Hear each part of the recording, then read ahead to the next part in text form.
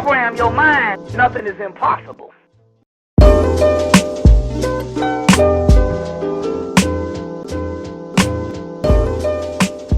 I'm D.Blake, and you watching More Than Just Jokes. Yo, why don't you let the people know out there why you started More Than Just Jokes personally? And I never asked you this question, but personally, was it a decision because things were happening in the world? Did something personally happen to you? Or what is the reason you started More Than Just Jokes? Because I know you're a comedian.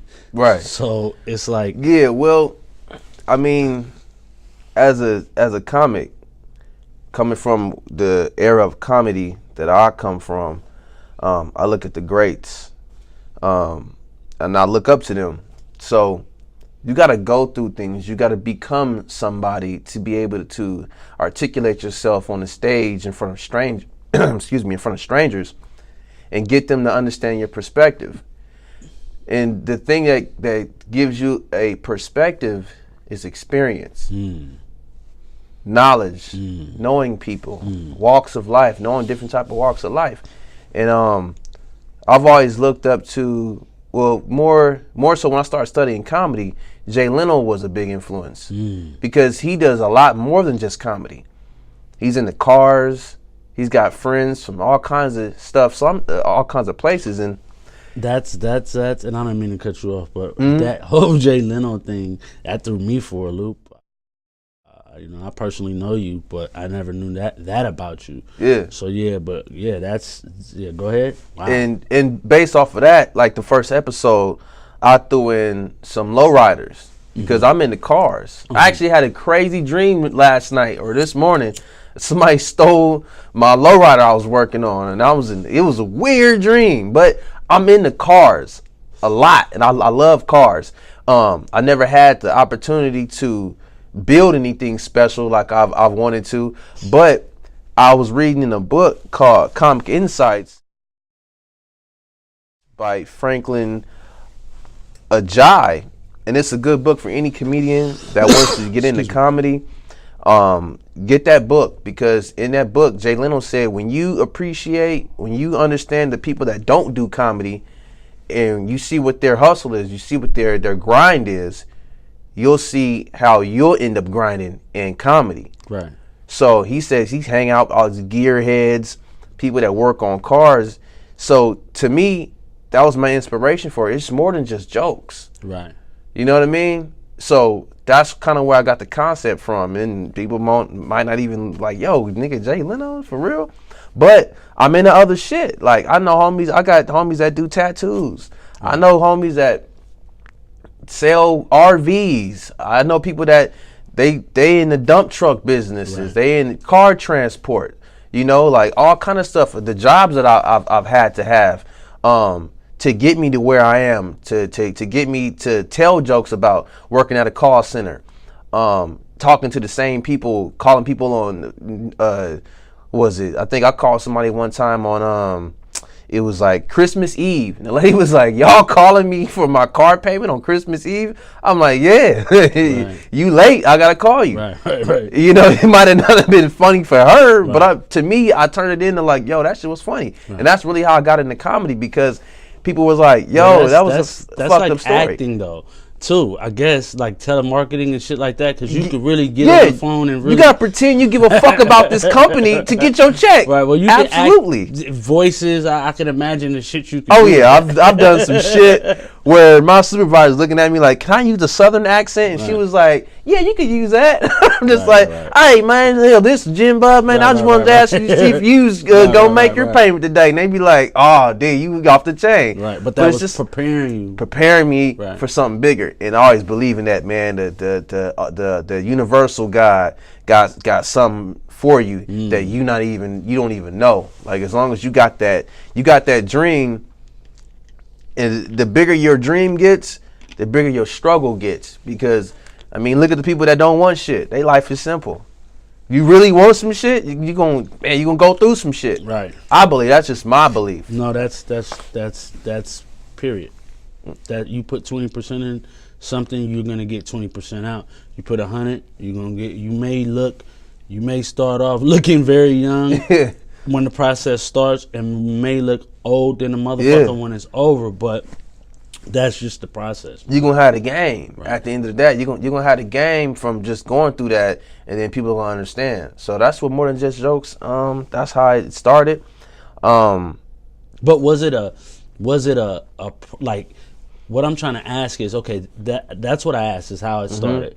But what I want to know is, and the people probably want to know too, was there a personal reason, or just a personal reason? With you? Absolutely. Because there was something going on in life at the particular time that you said, you know what?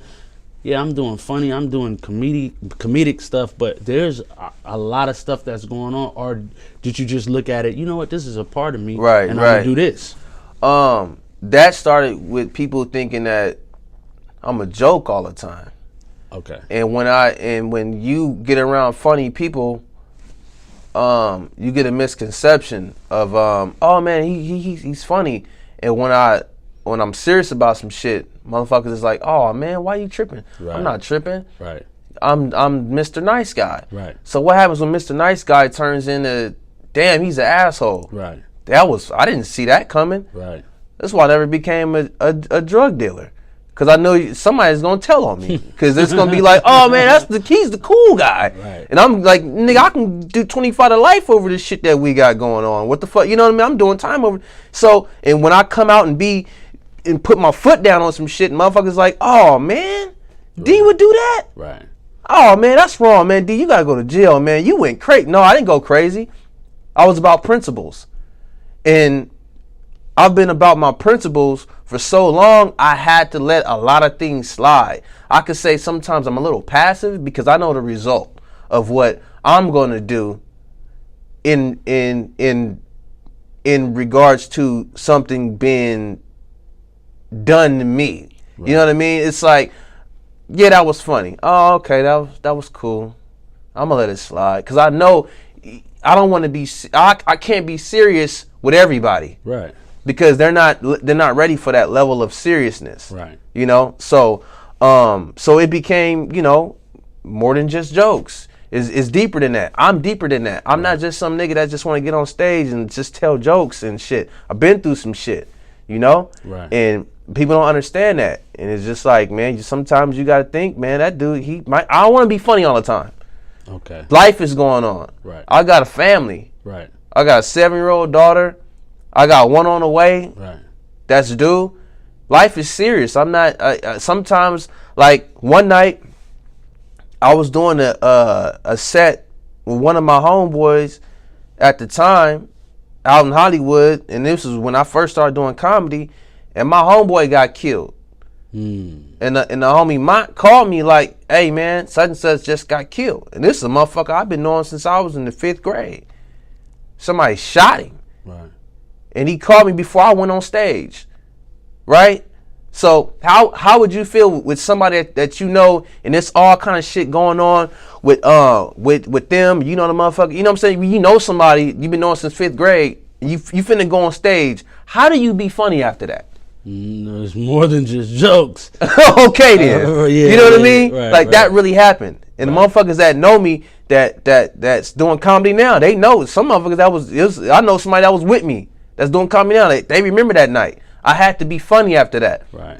And that was just the first comedy spot that we went to. Well, I heard, you know, when I've watched, and I don't know really nothing about comedy as far as the ins and outs. I just know what's funny in my mind and whatever. Right. Yeah. Which you can relate to. Right. But I've heard that most comedians, the best comedians, it's through their pain. It's through that pain. It's like, we think it's funny, but that's some actual pain shit that this motherfucker might have went through. So, yeah.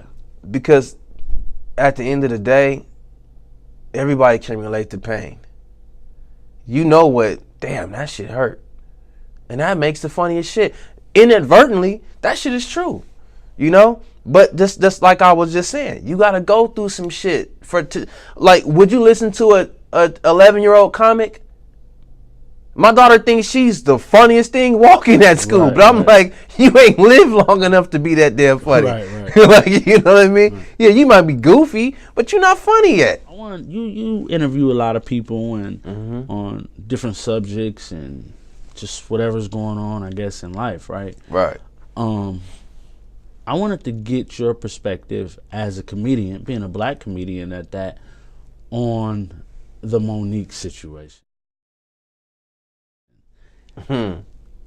And just, so the people know out there, we're in real time. So we know we're not talking about stuff that you previously might have interviewed somebody with. Yeah. You know what I mean? Because that interview just dropped yesterday on the Breakfast Club. I'm very privy to that. Well, that's good.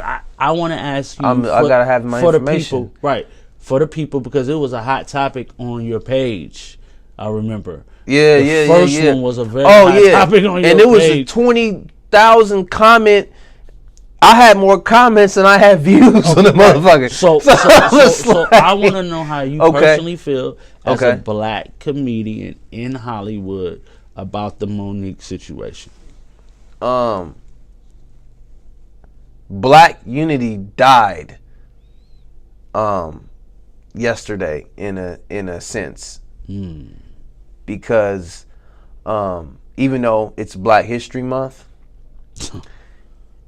we just had Black Panther drop, and we have a woman who's speaking out on injustices, even though we could sit here and say Oscar Grant, which Michael B. Jordan played Oscar Grant in Fruitvale Station.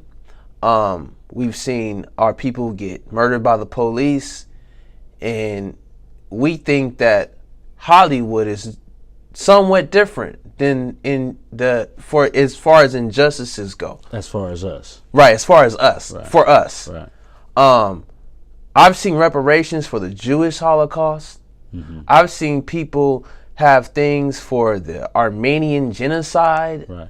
And respect due to in respect to them. I there's nothing going against that, but in our society, we equate. We have to equate. We have to show, look at this and look at this, right? Indeed. So, I feel that Black unity took a L, major L, because now with all this shit going on, from Corey Feldman, Harvey Weinstein, all this shit that goes on. You got these videos that people can watch about the music industry. Entertainment did a documentary about these hidden Hollywood parties. Right. As a matter of fact, this ties into that, but I want to talk about a documentary I watched the other night. It's called Trophy. It's about people that have money that they go hunting animals, wild animals. Right, I've seen that. Okay, so you get what I'm about to say, but the people are not going to understand this. You can pay $350,000 to hunt a rhino that's being on the verge of extinction. Right. Where this nigga get $350,000? And I'm talking about this motherfucker went through a photo album book. Like, remember when we hunted that zebra and we skinned it and we got that? And remember when we shot that lion and we shot that? These motherfuckers is paying to go kill animals for hundreds and for $20,000. They start at $10,000, $20,000, all the way up to $350,000. And you don't think that there's a price in your black life? Right. We keep recycling our own people faster than we appreciate them. You know what I mean? Like, and coming from a stand-up. Say that one more time. We keep recycling our people faster than we appreciate them. You know what I mean? It's like saying, it's like putting an age on rap music. Right. You know what I mean? Which we do. It's okay. Crazy, but so, we don't. But now let's see the society right. does, Now see, this is how, because I used to rap. I mean, I got a song I did I don't know how long ago. Motherfuckers like, yo, let's do a track. I'm like, that shit was old. Nigga, I've been nice with the bars, but whatever. Coming from music, writing songs, to doing comedy, and just like they said, when you do comedy, you gotta be seasoned. You gotta go through shit. How are you gonna talk to a stranger in the crowd? Just like I said earlier, how you gonna talk to a stranger in the crowd? You ain't been through nothing, right? So we're taking young rappers and putting them above grown ass men. But in society, they tell you that you still got titty milk on your breath. So when it comes to the Monique situation, like you was asking, I look at it like we're not valuing ourselves when we stand up. Why is it that white women and Jewish women and all these people can stand up for what they believe in, but when black people stand up for what they believe in, we looking at everybody like, man, that nigga loud, that nigga crazy. I think you said it. I think personally, I think that's the issue. I just think that a lot of people are not really understanding the situation. No. And, or they do, because black people, we living in the 60s. Well, black people 50s. and brown people in America know how it is for us. Right. Whether you hide it or whatever you want to do with it, you know what? You know Perfect what example. it is. You know what I mean? You know how they say it's not what you know, it's who you know? Right. Why is it that if we know somebody that's high up in the entertainment industry that's black, it don't mean shit? It means you gotta work 2 times as hard. Just like your mama always told you, you gotta work 2 times as harder than the other people. Right. Because you black, right? Right. And I've experienced that. You know how many black people that's up there that I know, not even in entertainment. Period. Can't get me a job here. Can't get me a job there. Oh, well, that was great, but I'm going to need you to do more. Right. But when somebody that's not black, they get on, they don't got to do all that shit. They're in there. Right. They get to learn as they go. We have to learn and do all this shit before we even get in there. We don't get a chance to learn as we go in the entertainment industry. And I've experienced this shit myself. And I could tell you, it don't work like that for us. It's not about who you know.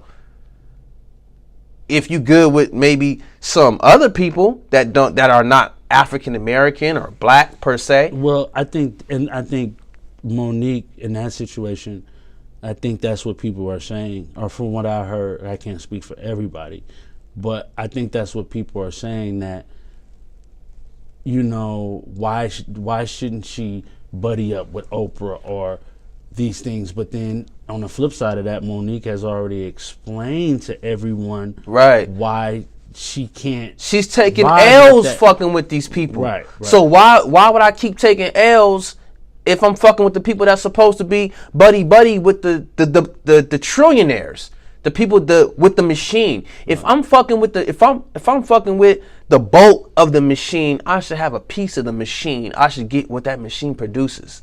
Right. So why do I take crumbs from the main part that runs the machine? Well, let me ask you. That don't make no sense. It doesn't. But let me ask you this question. Don't you think us as black and brown people in America, we know for a fact what has happened in just life, period, not entertainment, just life, period, right? Yeah. Why you don't think us as black people are just saying, you know what? Yeah, she might be loud, or she might be this, she might be that, but we know for a fact what goes on. Right. So we got her back. Why don't you think that's happening? You know what? Because the people know already what goes on in the world. We know that as a whole. White, black, brown, yellow, pink. We all know what happens in this world to people of color. So, that's because we've been conditioned. Oh, our conditioning has been conditioned. Yes. Our conditioning, like when you get that S curl and you keep laying it down, you're gonna think you got good hair. Right. You feel me? You don't know no better. You think you got good hair. Nigga, no you don't. Right. You've been putting that conditioner in your shit and laying that escrow down every week. Right. Every Friday night, you laying it down again. Right. So you're gonna be conditioned to think that's the norm. So we're conditioned not to even love our sister, even though we know the fuckery that goes on in the world. Absolutely. It's all about the bag. Do we create money? No, we don't. Right. We have nothing to do with the Federal Reserve. And they're just printing money. They're just printing money, and all the money is in digital currency anyway. That's why you got motherfuckers making Bitcoin, because the dollar don't mean shit. So if the dollar don't mean shit, and we out here chasing the bag, what does the bag mean? Right. Right. Is that bag really even leather? You put MCM on that motherfucker. So what do you think about people like Charlemagne? And you listen, I don't. Charlemagne is cool. I don't know the guy personally. I don't know Angela Yee or Envy or none. I don't know these people, right?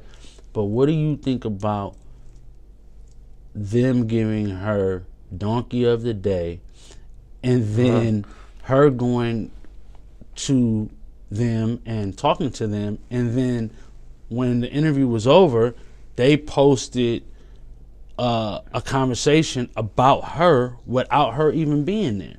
Like, so how do you feel about that kind of stuff? Because I understand where Monique was coming from, and she says that black people or brown people, Asian, Puerto Rican, whatever, wasn't supporting her, but they would talk bad about her, but they would support something like Harvey Weinstein, which we all should support that.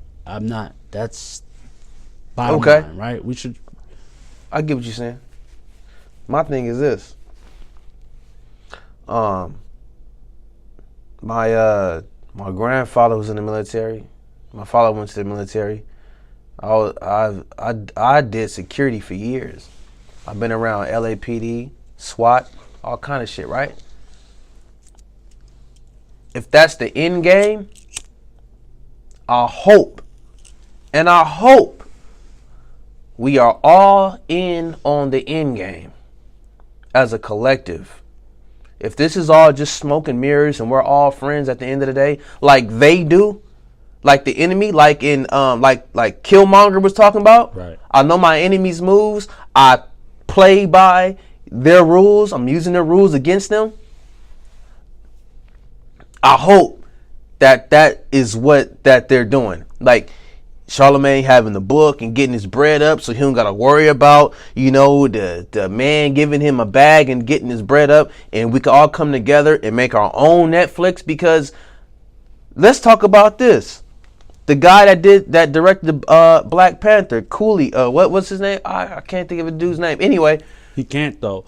Just like Dame Dash went to the Breakfast Club, and I didn't mean to cut you off. Right. Dame Dash went to the Breakfast Club and sat there and told them basically that they were owned. So they know their limits. Okay, so now with that said, back to the guy who directed Black Panther.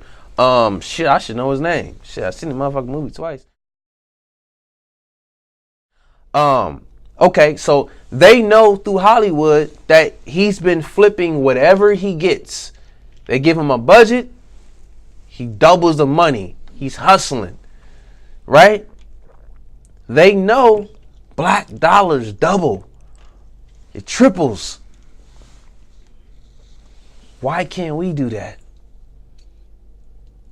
Yeah, but what is that? In support of each other and come together as the end game. Are you putting your money together at the end of the day? Is this just all smoke and mirrors to keep you on whatever contract you got with whoever you with? Is that gonna keep you, getting that bag until you get enough money so you can go have your own black theater, for your own black movies, for your own brown and black movies, even Asian movies, But it seems like, and I say black a lot because everybody else got their own shit. You know what I mean? They got Telemundo. They got the Asians. Dude, I could watch Japanese TV when I got just a regular TV station with the satellite thing sticking in the window. But see, also you can watch Revolt. But I need Wi-Fi and cable to watch Revolt. Here's the situation. Here's the situation with that. people in our community are too busy criticizing Puff than bigging him up. Right. They're criticizing him and they're not giving him any love. Right. So it makes it seem like as black people we don't have certain things, right? Now listen. We got everything. I don't agree. We make the industry. Well, and I don't agree with a lot of, I don't know people's personal things, right? So what I'm asking you is, how do you feel about Charlamagne, Angela Yee, and Envy? Right. How do you feel about that donkey? They doing it for the bag. So that's what you're saying. You're saying they're just doing it. It's just this political scheme, and they want to. They act like they don't know. Like they in fucking New York and they in Hollywood. It's like New York and Hollywood. It's all cutthroat. Right. You acting like you don't know what the fuck is going on. Right. Cause Charlamagne. So hold on. Why the fuck they ain't asked Bill Cosby to come through? Right. You know what I mean? But they criticize him. Right. You act like you don't know what the fuck is going on. You're a fucking journalist, and I don't want to be getting too hot about it, but it's just like, damn, like we really this bad in 2018? We don't know who the fucking master is? And I think that's what Monique, you know what I mean? You forgot who the fuck the master was. I think that's what Monique the fucking puppet master. Monique was saying that to him. Right. As far as that's concerned. So you're telling me what you think it is just, well, yeah, well, I guess that goes back to what Dame Dash said. So, yeah, I understand that. They work for somebody. It's not free media. Right. They work for somebody. Are you going to say what you want to say when you work for somebody? And to a point. And they have guidelines. Right. To a point. Right. I know what I can. I know what I can do. You know what you can get away with, right? Right. Okay, then you know what you can get away with. Right. So therefore, you're not going. You're going to go to this level. Anything past that level, you can be like, I'm not doing that because I know I'm gonna get in trouble. Right. I'm gonna get in trouble. You're fucking 30-something years old talking about I'm gonna get in trouble. That's where we at. This niggas that's 50 years old talking about I'm gonna get in trouble. They 60 years old talking about I'm gonna get in trouble. Nigga, you stop getting in trouble at fucking 18. Nigga, when you leave your mama house, you go off to college, 17, whatever the fuck you with, 16. Stop getting in trouble. You still getting in trouble and you fucking old enough to have kids? Once you have a kid, you can't get in trouble no more. Well, not only that, they're getting in trouble. Monique is so-called in trouble for telling the truth. That's what we're calling in American society. Right. Telling the truth is getting in trouble. Yeah, you get a spanking for getting in trouble. Right. Look, little Johnny, you're going to get a whooping. Why? Because I told the truth. Right. Well, you're going to get a spanking for telling the truth because we don't tell the truth around here, little Timmy. What? How? Well, that's what's in her situation. But that's just with everybody. We live in this illusion society. That's why we live in this illusion, and it's just like you've lost your fucking mind. A sick society is this society. Just like I forgot what Dr. Sebi said. He said, well, the only time you can live in a sick society is when you eating all this shit. And I forgot what the quote was, but look up Dr. Sebi's quote.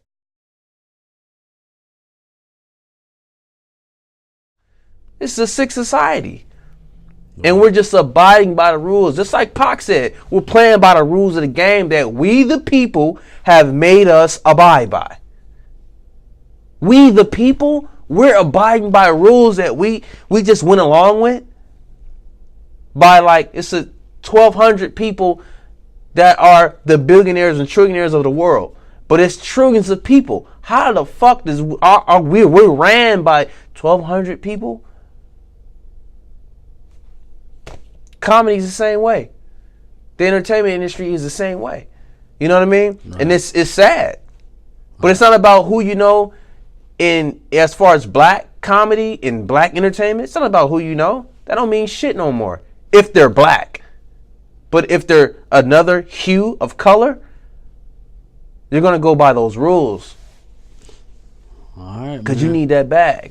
Because you need that bag. You need that bag. All right, brother. Well, I get it. I guess what you're saying is that they're playing by rules, and they're playing the game. Playing the game. And Monique is just not on that wavelength playing that game. She's a grown ass fucking woman. She's not playing games. I get it. Thank you, brother. For sure. I mean, as far as what I got going on, is just pushing my comedy brand. I hate saying that word though, like your brand. I'm just pushing my comedy brand, you know, to its highest pinnacle, you know. Sky's the limit, you know. You can do all kind of stuff. Right now, I mean, everything I do is independent. I film my own skits. Sometimes I gotta stand in front of my own camera, you know, and film everything. Just getting out to the public.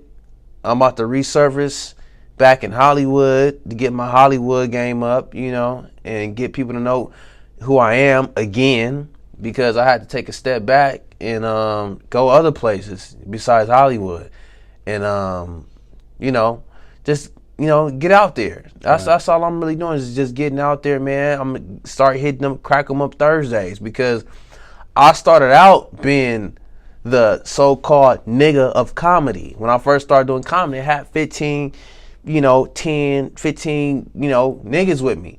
That wasn't, you know, that was like, yo, nigga, go tell some jokes for 3 minutes at a coffee shop. I was that dude. I would get off stage and sell somebody a bag of weed, you know what I'm saying? So I was that dude. Like, you know what I'm saying? Niggas know me about that.